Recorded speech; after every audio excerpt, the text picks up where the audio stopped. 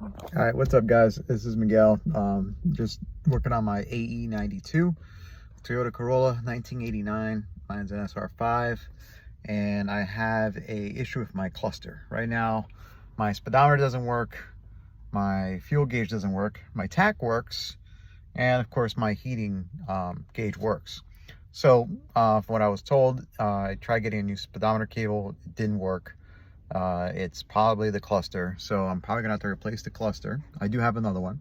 So this video is basically showing you how to basically take this apart and see what the end result is once I take everything apart on this older car. So just to kind of give you an idea of what I'm kind of working on, you can kind of see right there, that's the gauge cluster right there, basically. The other piece of this, of course, is the speedometer. Like I said, it does count the mileage. It's got 193,000 miles on it, so it does count miles. It just doesn't count actual mileage. So I know I have to take off a couple screws, one up here, one up there. I think I gotta take this whole thing down here out. So I'm gonna take this whole thing off, which means I might have to go underneath here and take all this stuff off. So anyways, that's something I'm going to be working on for you guys, and kind of documenting like this whole process of me taking this apart and putting a whole new cluster in. Hopefully that works. We'll see. Let's go. So when taking these things off, ideally you want to use a stubby screwdriver. I'm kind of using one that's a little bit longer, but I think it should fit going all the way up here. So let's see here. Okay, so I took off the screw up here and the screw up here. Let's see what comes off. Hopefully this thing comes off in nice one piece. But you can see how if I move this is in the way, so I do have to take this off. So the good thing is I can actually reach one of the screws. One of them's right there. I don't have to take this whole thing off. Which is good. So all I gotta do is try to reach in to get one of those screws and see how many of these I can find going along underneath here. So there's one here, there's one there. Hopefully, I'm gonna see how many there are, but there's at least two that I can already tell. All right, so there's one there, which obviously holds this whole piece together. So there's one there, and there's one right there. So let's take those two. Actually, there's one here, so there's one, two, one. Well, it's supposed to be one right there. I guess that never got put in there. All right, cool. So anyways, we got, in my case I got two, but normally I think there's more than two. There's probably at least two, three or four of these things. But anyways, we're gonna start taking this off. So I took that screw off. I took this screw off. It's still kind of giving me a little bit of a tug, so I'm just gonna pull down on this like so. It should, oh yeah, that's great. Thanks guys.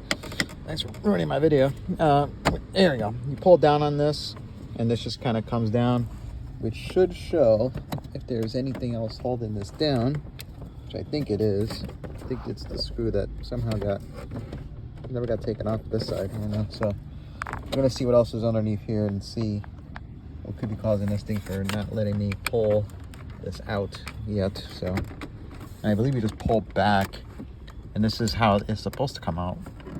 You pull this back, there we go. Just kind of pull back. So it looks like it loosened up. So all you do is pull back a little bit, and this thing started to free up. Make sure there's no other screws underneath here, but I think you just kind of pull back on it. Like that, there we go, there we go. So don't be afraid to just pull back on it, and then this whole thing just kind of comes loose. So now I think I should just be able to lift this up.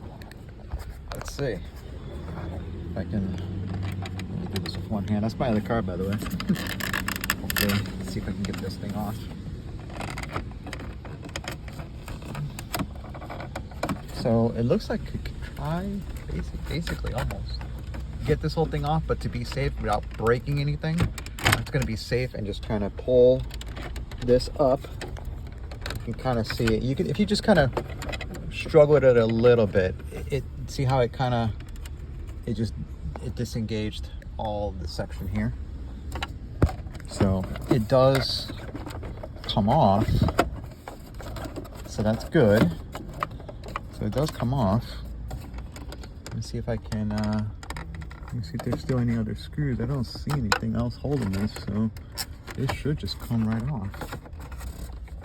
Let's see here. I don't see any other screws. What if this is just pushed in? This is tight.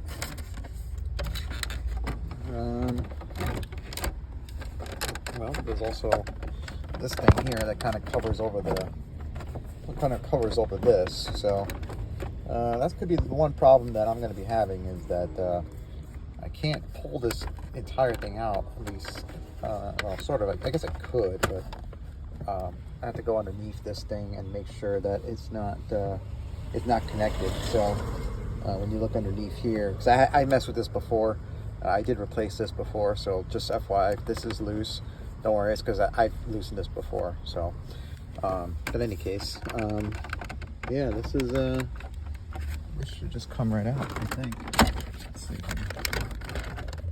Alright, so yeah, it looks like I loosened it up. So that means this should just come right out.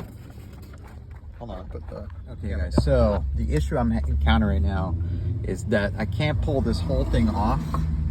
I can't pull this whole thing off because of the lock cylinder. So I do have to take this whole shroud underneath off, and there was a screw right where my finger is, so I'm taking that screw off right there because I already loosened it.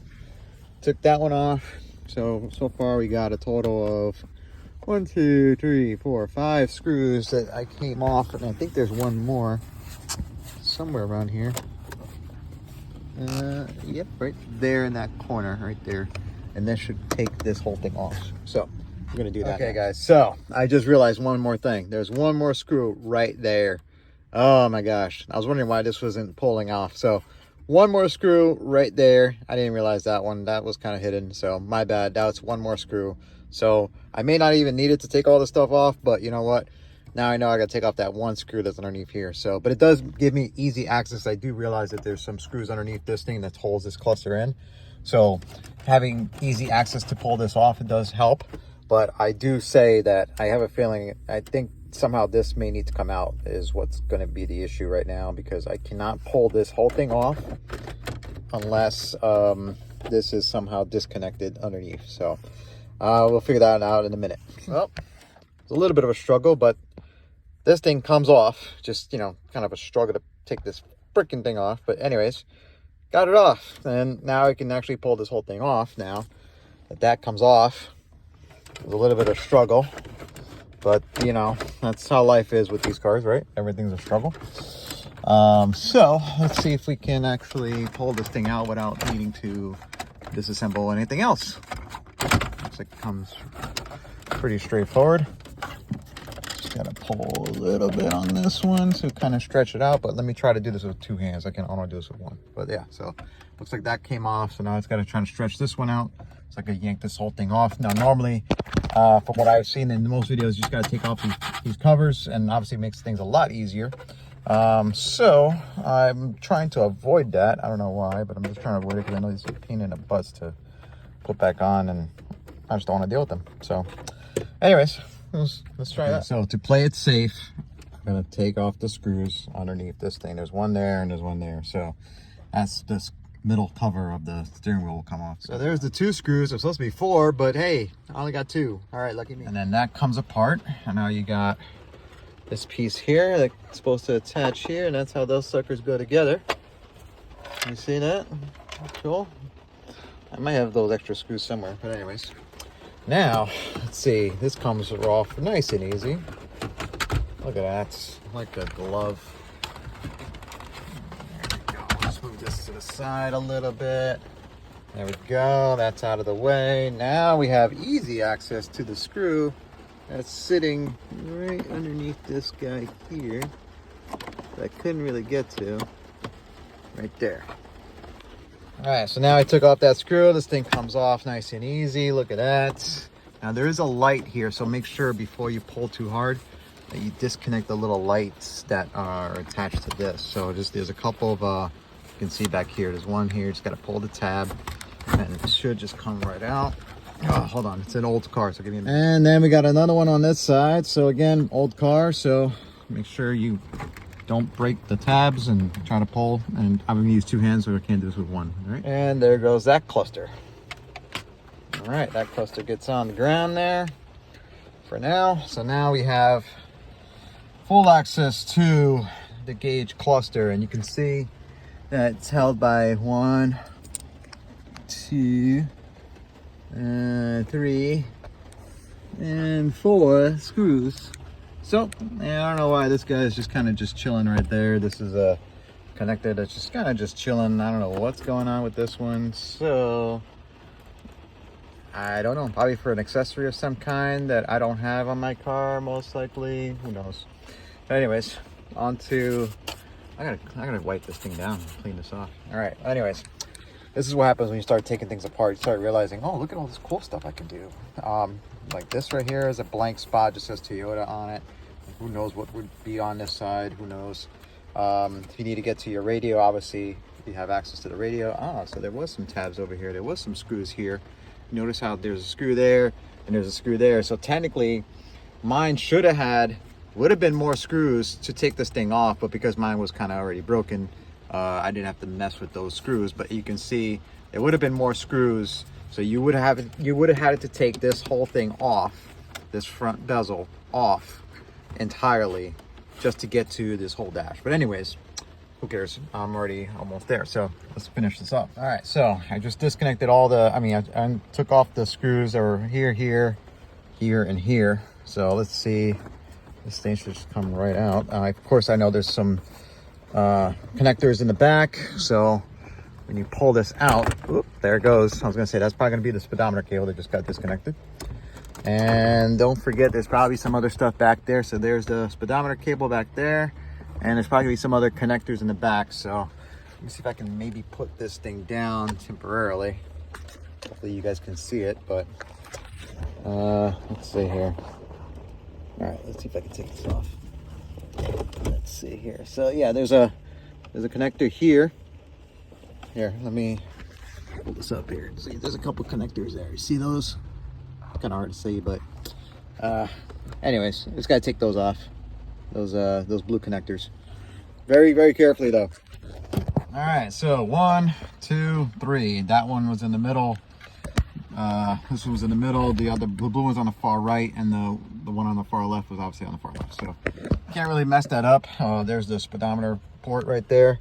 This is the back of my cluster gauge. So each one of them kind of goes into these spots here. One right there, the other one right there, and the big blue one went in there. There's the speedometer piece that, like I said, it's certain things about my cluster doesn't work. I'm not sure if it's just also, by the way, guys, this is where you put in all your your lighting and stuff. So if you want to check your bulbs, make sure your bulbs are good. There's a bulb here. If you want to brighten them up, obviously you can get LED ones and get some really bright ones. So I may actually do that on mine, just to kind of brighten up my my gauges. Just check all your bulbs, make sure they're all good. Got this one. Let's check your bulbs. So I mean, you can see this has been, it works for what it is. Oh, it looks like I'm missing a bulb here, actually. That's interesting. And a bulb there too. Huh. Well, I have another cluster, so either way, we're gonna get this all fixed up and hopefully figure out if I can get this thing to run, because like I said, my speedometer wasn't working. If I would go, I know how fast I'm going because I'm in the standard. So if I'm going second gear, I'm doing about 25 to 30 miles an hour. If I'm on third gear, I'm 35 to 40. If I'm on fourth, 45 to 50. And fifth gear, I'm already doing about 55, 60. So pretty easy to kind of figure out how fast I'm going. But obviously, I do want to make sure I'm going the proper speed. So be safe. Don't want to, mess around with the police. So anyways, I'm going to go get my other cluster and see what happens. All right, guys, sorry it was a little later than I wanted, but hey, the new cluster's in. I just had to repeat the process of taking it out, putting it in, and now we're going to test this thing out to see if this works before we button up everything and you know, get all that stuff taken care of. Wow. So just so you know, I had to plug, obviously when I put the whole thing together, I did have to replug the dimmer switch, you know, so that way that worked. And wow, what a difference, man. Holy cow. It's so much brighter than my old one. And look, my fuel gauge is working, which is promising, which most likely means my speedometer is probably gonna work.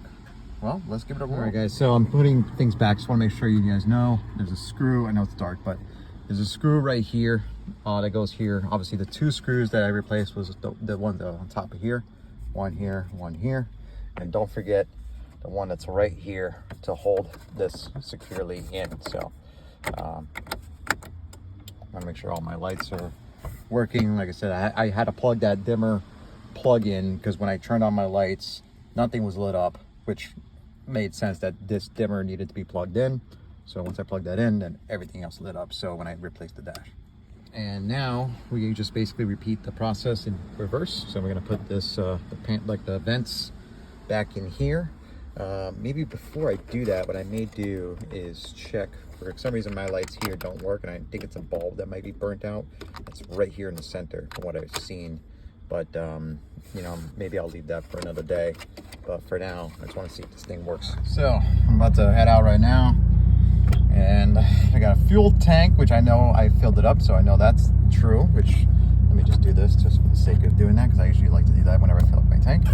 So we got full tank, and let's see how it goes. We're about to go. And it works! Woo! Woohoo! Oh my gosh, I can't believe I know how fast I'm going now. Holy shoot. It's a new day. Guys, you have no idea like how something as simple as seeing your speedometer work on an old 80s car is such a great feeling. Oh my gosh. So the only thing I had to do was basically, so my speedometer cable was fine. I didn't have to replace that, which is great. The only thing I had to replace was my cluster. My cluster was bad, which I kind of figured that was the case because, you know, I did replace the cable and, you know, it didn't, the result was still the same. I'm like, okay, it's got to be something else. And there it is. It's working. Yeah. My headlights are working. Everything's working. Even my gas gauge is working. So the last time I drove this car, I ran out of gas because I thought I had enough gas. I usually kind of guesstimate how much gas I can usually, this tank could usually do. But now that I have that, it really is going to tell me how much gas I can, you know, go through. I guess I must have wasted it a lot from like, you know, just idling or revving or something like that. Who knows? But it was less than what I normally can gauge on this. So either way, I am super happy. The cluster wasn't really that expensive. It was like, you know, 60 bucks. And like I said, like from what I showed you, it's pretty much plug and play. You know, it's not much to it.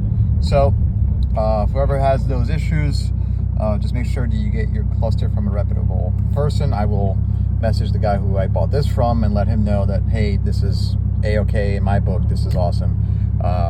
And I can't believe it. That's amazing. And it's super bright, man. Oh my gosh, the gauges are so white. Before it was so dim and dingy, you could barely see it. Now it's super bright and super excited, man.